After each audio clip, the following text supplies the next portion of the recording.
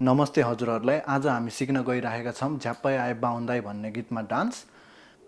सुरुमा हामीले दाहिने खुट्टा अगाडि लाने, त्यसपछि देब्रे हात यस्तो, त्यसको माथि दाहिने हात यस्तो, त्यसपछि यो चाहिँ दुईटै यसरी जान्छ अनि यसरी गएको बेलामा ठ्याक्क खुल्छ, फेरि यता आउँछ भनेको बुम बुम अथवा झ्याप्पै झ्याप्पै भयो हैन।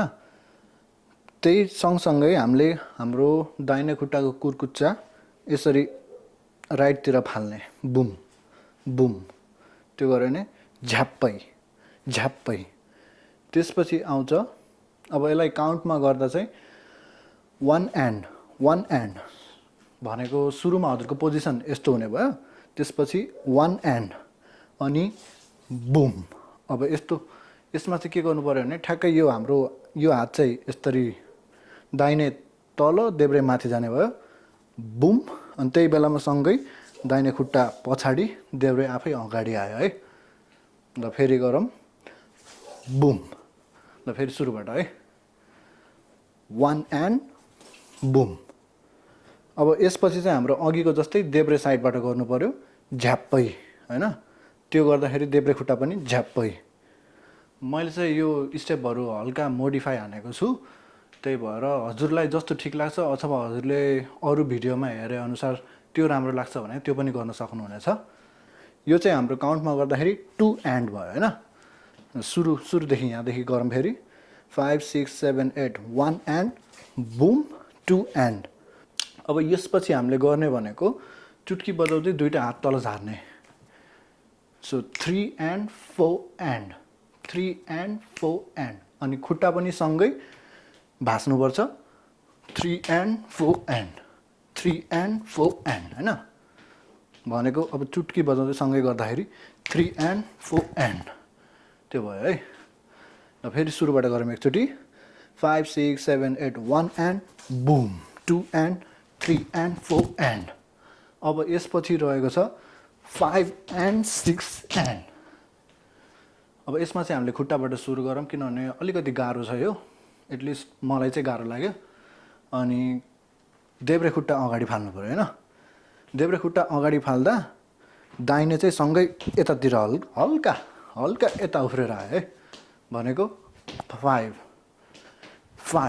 हैन, एन्ड 6 एन्ड, भनेको देब्रे खुट्टा 5 एन्ड 6 एन्ड भयो है।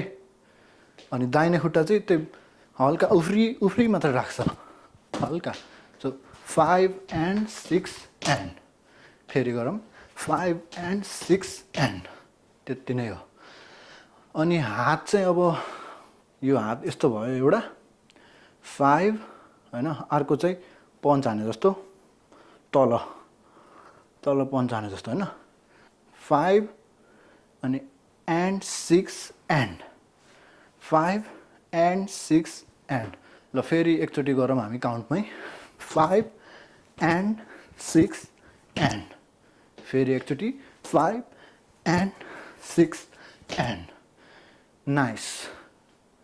प्र्याक्टिस गरिराख्नु, मेहनत गरेपछि जे पनि हुन्छ। मेरो जतिको राम्रो नहोला तर हुन चाहिँ हुन्छ।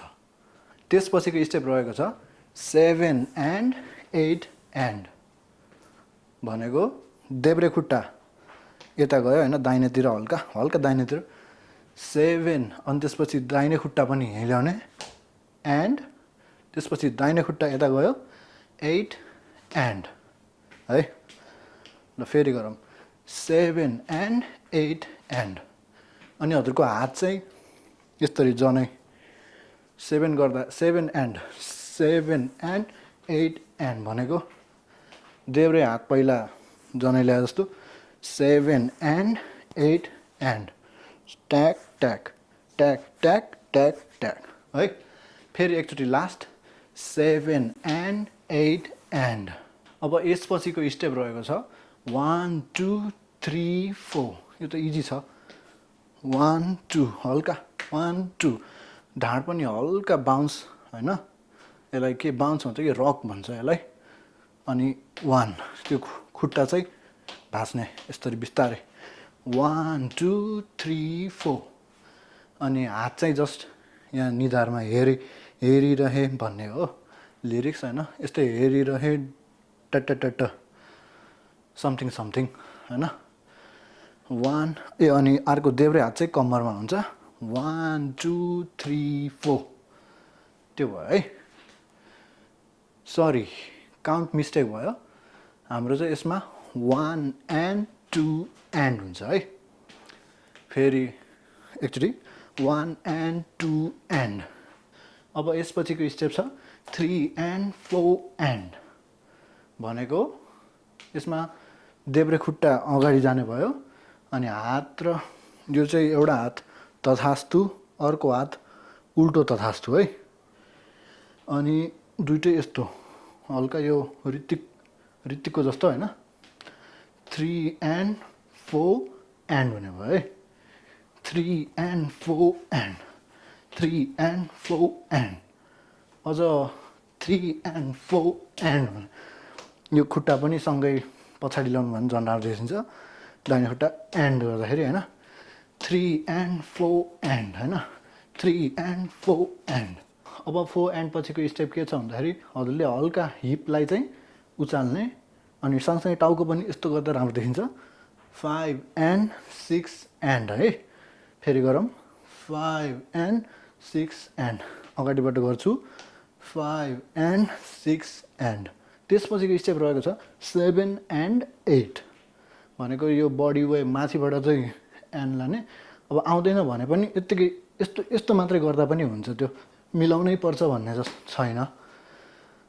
बिस्तारै हुन्छ 7 and 8 अनि 8 मा चाहिँ तलबाट हिपबाट फाल्दिने त्यो पनि त्यही मिलाउनै पर्छ भन्ने छैन जो हल्का देखिनु पर्यो बिटमा गर्नुस् म्युजिकमा गर्नुस् सबै राम्रो देखिन्छ स्टेप नमिले पनि राम्रो देखिन्छ अब फेरि यहाँबाट एकचोटि गरौँ 5 6 7 8 1 and 2 and 3 and 4 and 5 and 6 and 7 and 8 nice अब हामी सुरुदेखि नै काउन्टमा प्र्याक्टिस गर्छौँ बिस्तारै प्र्याक्टिस गर्छौँ त्यसपछि त्यसैलाई नै प्र्याक्टिस गर्दै गर्दै स्पिड बढाउँदै गएर पछि गीतसँग गर्ने ट्राई गर्नु होला अनि क्याच हुन्छ यो चाहिँ अलि छिटो लाग्यो मलाई अरू डान्सहरू भन्दा यो चाहिँ अलिकति छिटो छ त्यही भएर सिक्न आएन भन्दैमा निराश नहुनु होला अरूलाई 10 चोटि प्र्याक्टिस गर्नुपर्छ भने यसलाई लगभग 20-30 चोटि गरिदिनुहोस् न ल अब सुरुको पोजिसनमा बसिहाल्नुहोस्